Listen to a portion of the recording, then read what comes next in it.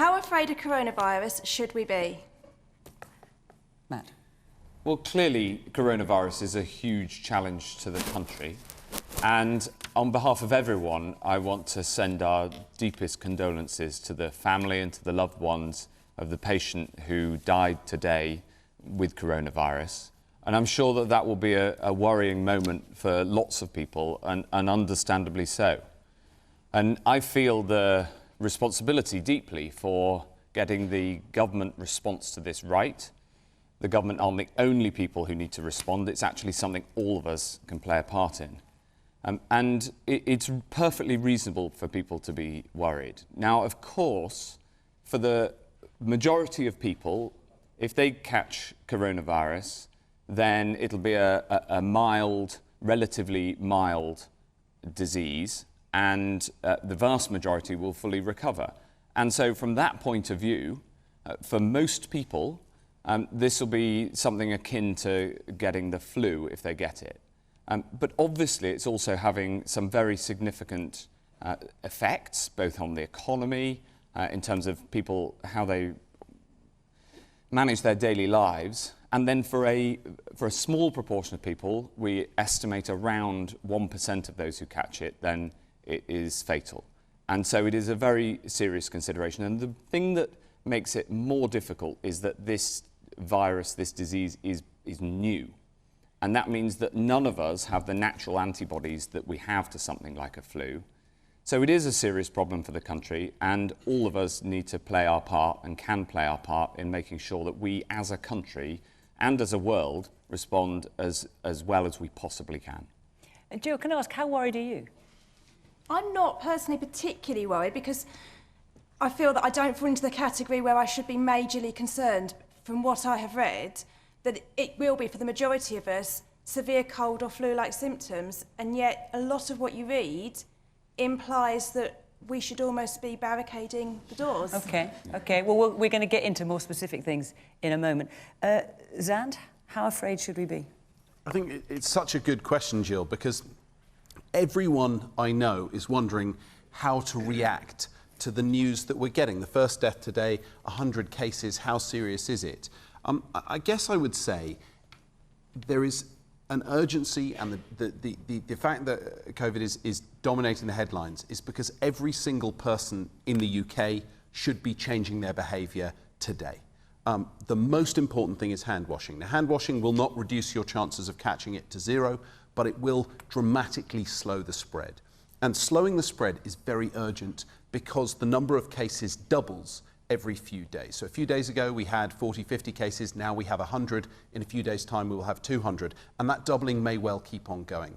And as it doubles, as Matt said, a small proportion of those people, not necessarily the small proportion that die, but maybe 5%, maybe 10% will need intensive care or at least a high dependency unit.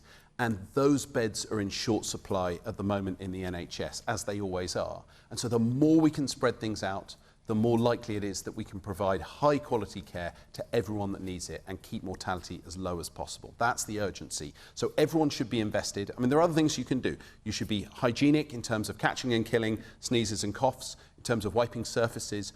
I think everyone should be self-monitoring, and if you're concerned, even more than normal, avoiding infecting other people. And then I would say, I know Matt and I probably don't really disagree with this. I think the government has been very, very sensible at providing good quality evidence-based information. Personally, I like not handshaking, not because it may in itself stop the spread enormously, but because it makes you think. When you walk into a room, we all just met kind of backstage, and I wouldn't shake anyone's hand, and it made it intensely awkward, and everyone was suddenly talking about coronavirus, and I quite like that. Then you start to get out the alcohol gel and think about it. There's loads of other things you can do. You can do air kisses, you can do a little hug, you can do a bow, a wave, a foot tap, a knuckle bump, however you want to greet people, but all of it, I like an elbow bump, but all of that makes people conscious of hygiene. So yeah, everyone should be invested, no one should panic. And Zand will be demonstrating all those things before the end. Can't do them all at once. Margaret, Jill's asking how afraid should we be? I don't think we should be afraid, but I think we should be wary and cautious and look for sound information. I mean, one of the things that strikes me forcibly is that this is going to illuminate all the problems we've already got in our health service, which we know is underfunded all those things. And it will bring a lot of that home. And so I think this is going to be, apart from anything else, it's going to be a period where people can learn about each other, about what the country's problems are, what we need to do to resolve them. And that, I think, will in itself be important. But so I don't think we should go about in fear and dread, but I don't think we ought to be silly either. Tim? I noticed that all the loo roll has gone in my local supermarket, so clearly people are, and so is the hand gel as well. I don't know why people have gone for the loo roll, I don't even want to know, but it's all gone. You're going to get for Love Norman, there'll be a black market in it soon. I think the government's getting it about right, which is to walk this fine line between getting people ready and getting people conscious of the way they're behaving, but also not causing too much alarm, because there's always a risk that you generate so much alarm that that actually does more damage than the virus itself, at least economically. We don't want our way of life to be changed forever. That's always what one is conscious about trying to avoid. I want to be able to go back to shaking hands. I'm not going to walk around doing that all day. I want things to go back to normal as soon as possible, and therefore any short-term inconvenience that we have to accept, fair enough. But the goal is to keep calm, carry on, not get hysterical, because that's kind of what defines Britain. Leila? Well, I think like you, for myself, I'm not actually that worried. I'm young and healthy, and if I get it, there's a very good chance I'll be okay. But I am worried for my particularly elderly grandparents, people who are more vulnerable, people who perhaps don't have the same resilience financially as I do. I've been doing a lot of work in the last few days, writing to Matt, in fact, about statutory sick pay, thinking of those who have jobs on 0 hours contract in the gig economy, who have to actually think hard about, do I go to work today, or do I do the right thing for other people, which is to self-isolate if they have those symptoms and they've been in contact with someone. And all credit to the government, they've been listening and they have now changed those rules. So we are trying to all work together on this, and I think that's really important, that actually politicians at a time like this do our jobs and talk about the most vulnerable constituents that we have. The other people I really do worry about are people like the homeless. And I was talking to people in the sector today who are concerned, and I say this talking to Matt, they haven't had guidance about what to do for people, particularly rough sleepers. And you have to think, if you don't have a home, how do you self-isolate? And I see he's writing that down, and I hope you're going to take that back, because actually at a time like this, we perform a really important job, which is to ask the right questions on behalf of the people that we serve. And the job of the government, I think, is to respond and listen. Okay.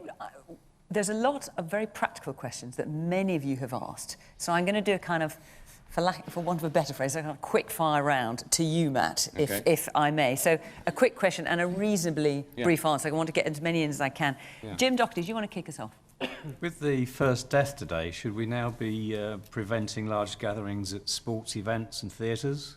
Well, we're looking into the exact science of what the approach should be as the numbers grow. We're still in the phase where we're trying to contain this virus, but also, exactly as Zan said, delaying the onset has a big benefit in terms of the impact on the NHS.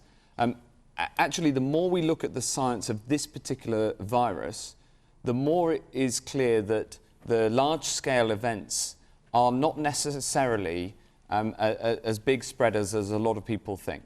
And the reason for that is the way that this virus transmits is through, it's respiratory, so it's through close proximity.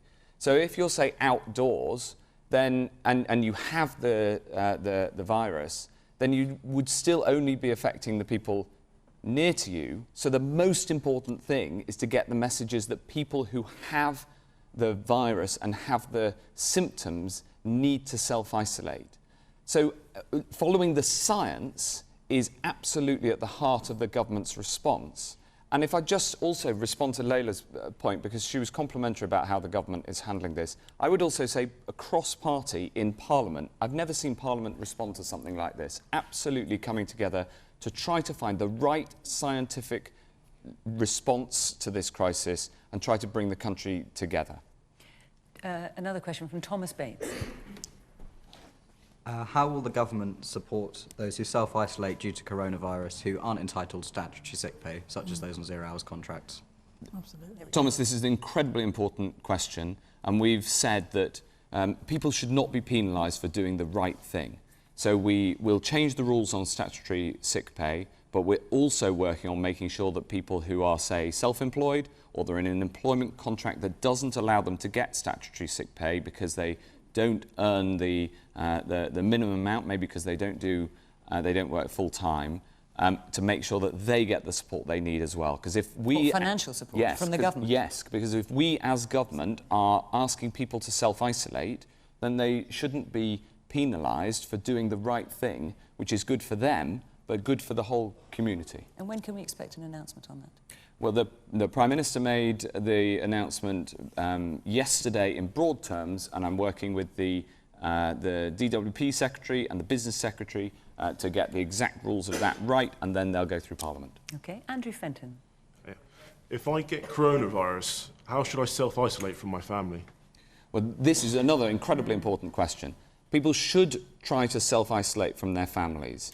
So not only go home, try not to go out, for instance, shopping, definitely don't use public transport, but within your home, you should also try to isolate. Now, look, I'm the father of 3 children. I understand that that can be difficult, and some people have caring responsibilities, but as much as possible, stay on your own, even within your own home. So practically things like, you know, sharing a bathroom, a kitchen. Well, so long as you wash your hands and wipe down surfaces that you use, you can take these precautions. Obviously, you know, there are practicalities, but the strong advice is to, as much as you possibly can, even with within your own home, if you're self-isolating, keep yourself to yourself. Okay. Nicola Pyle. Hi. The media seem to help create panic buying. How do we stop causing shortages caused by this? Yes, we've already heard about the loo roll, haven't we? Well, there's absolutely no need for individuals to go around buying more than they need. And in fact, look, part of the response to this has to be us coming together. We are, after all, a herd. It's the biology that is causing the problem. And so, obviously, the very, very strong advice from the scientists, from the medics, is that people should not go about buying more than they need. I went to the supermarket today, no dry pasta at all, no toilet rolls, as you said earlier, Tim. You know, people are panic buying. I mean, there's no paracetamol, anything like that you can get in the supermarkets. Well, I understand that, but what I'd say is that the government has supplies of the key things that are needed, and within the food supply, we are absolutely confident that people will, that there won't be a problem there. And crucially, we're working with the supermarkets to make sure that if people are self-isolating, then we'll be able to get the food and supplies that they need. Louis Mays, where? Yes. As a student about to sit A-levels for a place at university, what will happen if our exams are cut short by the coronavirus? Well, this is another important one. We're doing everything we can to prevent that happening, subject to keeping people safe. So the overall principle is that we've got to, first priority absolutely is to keep people safe, and I feel that very keenly. But also we want to minimise the social and economic disruption. Hence, unlike some other countries that have done this, the scientific advice is really clear not to close schools and colleges. And the message to schools is don't close unless you've specifically had the advice from Public Health England to do so.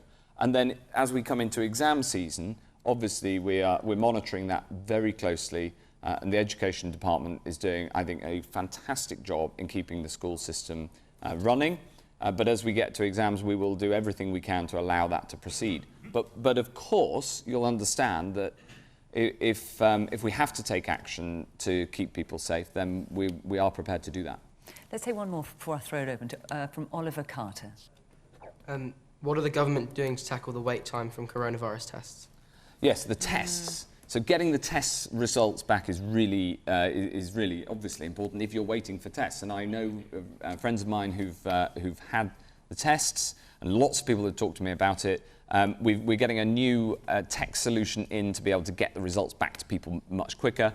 and we've got a lot of people on it, so I get it, and we're trying to make sure that happens as quickly as possible.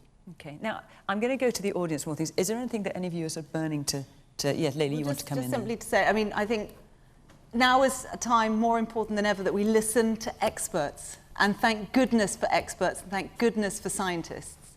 And we just all have to be mindful of what we're reading on Facebook, what we're reading on Twitter, what we might read in certain newspapers. And one lady was asking, you know, newspapers are partly responsible for panic buying. You guys have a choice. You can choose to buy them or not as well if you see that they are stoking this. We have to be calm, but listen to the people who actually know what they're talking about, epidemiologists, others, doctors who know this stuff. And I know that I'm certainly going to be encouraging all my friends and family to do that. Margaret? I completely agree with that, but I think it's really, really important that we have good communications. And I know Matt and everyone in the government and everybody across politics is aware of that. There have got to be trusted voices, and people have got to listen to them and to be able to trust them. And we've also got to learn as much as we can from what's happening internationally, even if sometimes it's what not to do. Okay.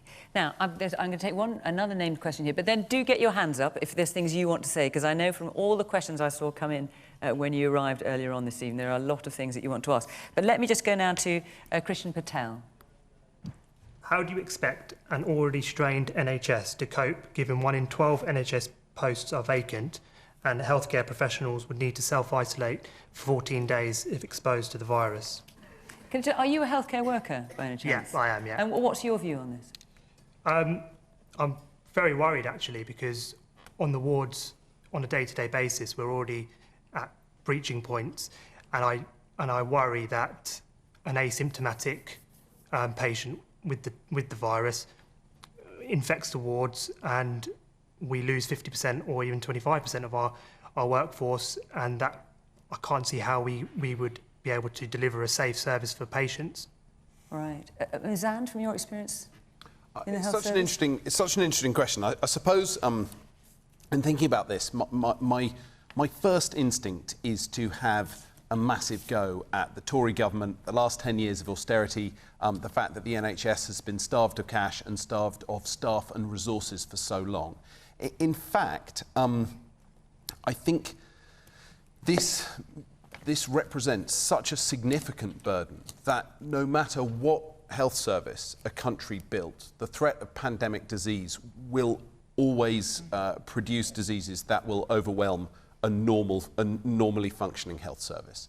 And so although I share all your concerns about the NHS and the state of it at the moment, our ability to provide the level of intensive care beds, which is the main issue, because we don't have a cure for coronavirus. So if you come into hospital and you're just poorly, you're not going to be achieving anything more than you could at home. So the vast majority of people stay at home, get a box set, have some lemon and honey, and convalesce. If you're deteriorating and you go into hospital, the decision is whether or not you need intensive care, things like ventilation, and that is where, in that sort of 5% who need that urgent care, that very extreme care, that is where the lives are saved.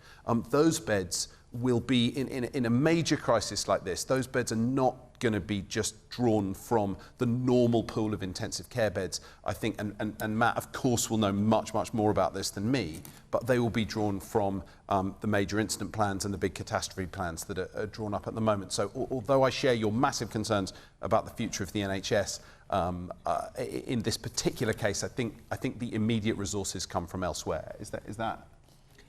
Yeah, I think that's absolutely reasonable. Look, we acknowledge that we need more people in the NHS. There's a record number of people currently working today in the NHS, and I'm really pleased to see those numbers have been going up recently. But Zand is right that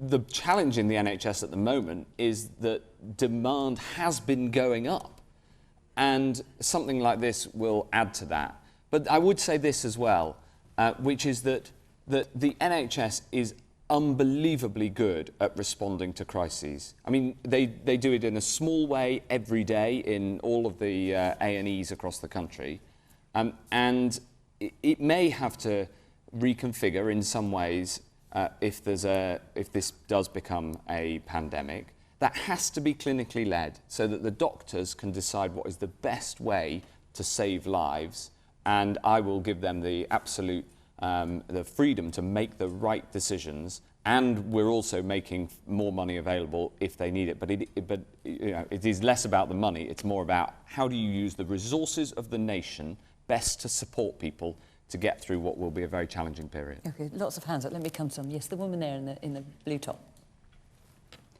I don't think there's enough being done to prevent the disease coming into the country.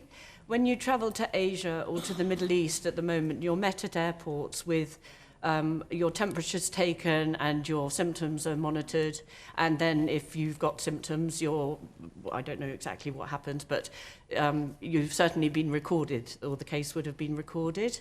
In this country, you arrive at Heathrow, you arrive at Gatwick, nothing is done. You might be given a piece of paper saying, call 111. You get in a taxi, you go to a hotel, there's no hand sanitizer anywhere. In Asia and other parts of the world, they're all over the place. So it just seems that for anyone coming into this country, nothing's done at the airport, so it's just going to spread because there's no prevention. Okay, let me take a few points and I'll come back to you, Matt, afterwards. Yes, the woman there. Yes. This presumably could be our new normal with climate change. With increasing temperatures, new pathogens, trade in wildlife, this has been predicted for a long time. And at the same time, we're saying that we're all mobilizing, and actually there's a lot of cross-party proactive action. What can we learn from this that we could apply to the larger existential problem that is climate change? Okay. The man there in the dark blue shirt. Yes, you. Also, social factors are very important here. Since the outbreak, I've seen a spike in racism on social media, public transport. My friends have been marginalised. And we had the attack yesterday on an Asian man. And I'd like to ask, what is the government doing to stop this racist rhetoric? And also the same government that failed on the Brexit hate wash from the media. So what are you going to do about that? Okay, let me take a question from the back. Yes, the man in the glasses. I think we as a community can play a really big part. It's not just down to the NHS and the health professionals. Yeah.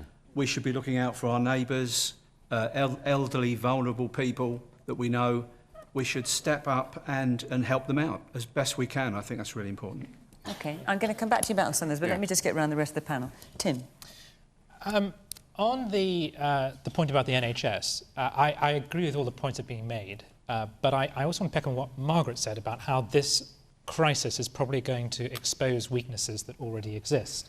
And in the case of the NHS, for instance, readers to my newspaper, The Telegraph, report difficulties getting through on the 111 number, difficulties getting a call back.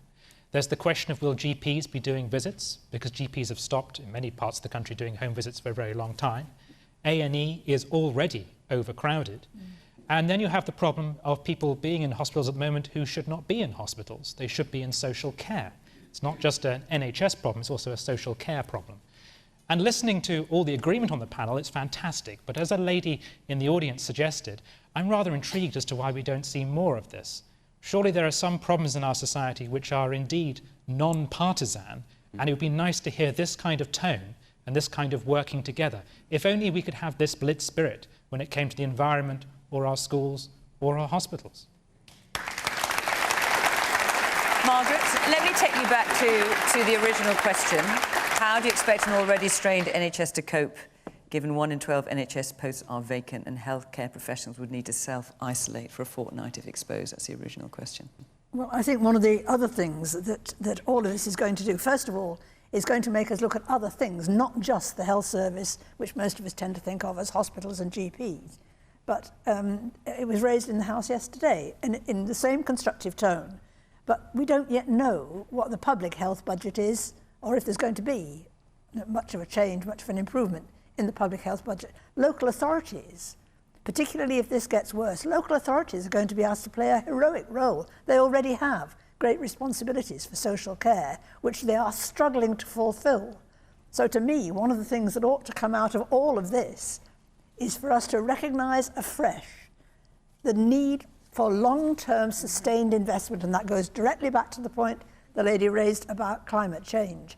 The answer to all of this is to have proper long-term planning, whether it's for floods or for fevers. We've got to recognise the challenges of our society and our world and plan and prepare for them on a consistent and thorough basis, taking all the scientific advice along the way. Lynn?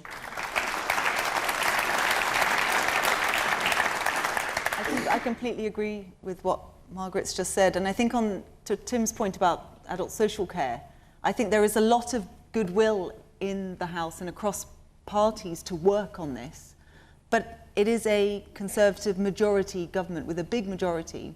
And during the election, I remember Boris Johnson saying that within the first 100 days, he would convene a cross-party commission to look at this intractable problem and to help us find a solution. It's day 84 today, and we still haven't seen that. So I guess my plea would be to the government, well, you need to show some leadership, because that is how governments work. The governments produce this stuff, and then Parliament will engage with it. But the government has to initiate it, and I really hope that we will get on and solve some of these big issues, because it can't wait any longer.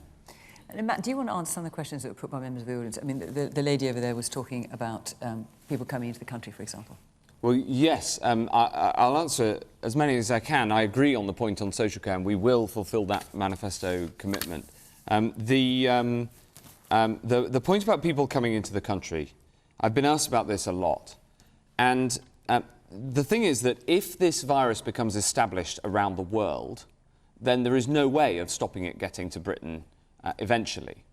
So the decision that we had was, do you try to shut ourselves off as a nation and delay it? And if it does go pandemic in the rest of the world, it is inevitable that it would come here. Or do you try to keep as much normal life as possible and tackle it by finding those who do come into the country and are then symptomatic? So you rightly got a leaflet saying that if you got a symptom, you should call 111. And if you'd got a symptom, no doubt you would have called 111. And lots of people did, and that's how we found many of the cases. There was one country in Europe that chose to stop the flights, and that was Italy. And they became the European epicenter of this epidemic. And in a way, that really demonstrated to me how we must follow the science. You know, of course, there are pressures on me to do things that people that feel intuitively that they're right. And I totally understand where you're coming from on this. But we've got to follow the science and the epidemiology. And our Chief Medical Officer, I want to have a shout out to Chris Whitty, absolutely brilliant scientist. He is, and the voice of calm reason, he is one of the most experienced epidemiologists in the world. And he said to me, look, if we stop the flights, with all the consequences that brings, it would only delay the arrival of this disease here by a matter of days, but it would also make it much harder for us to get the medicines into this country that we need, because many of them are produced abroad.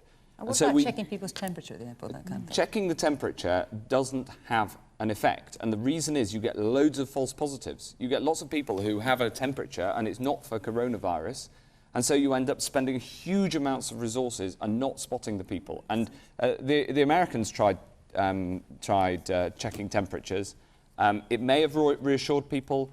It has had no impact on the spread of the virus there, and the Italians also did the temperature checking. So I hear all these things, and instinctively I agree with many of them. It's a bit like the point about the mass gatherings.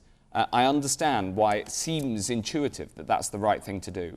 But the judgment that I made with the Prime Minister right at the start of this is we're going to listen very hard to the scientists. We're going to think our way through this problem as a country, and we're going to try to have the very best possible response despite the pressures, and then it's incumbent on us to explain why we're taking the approach that we are.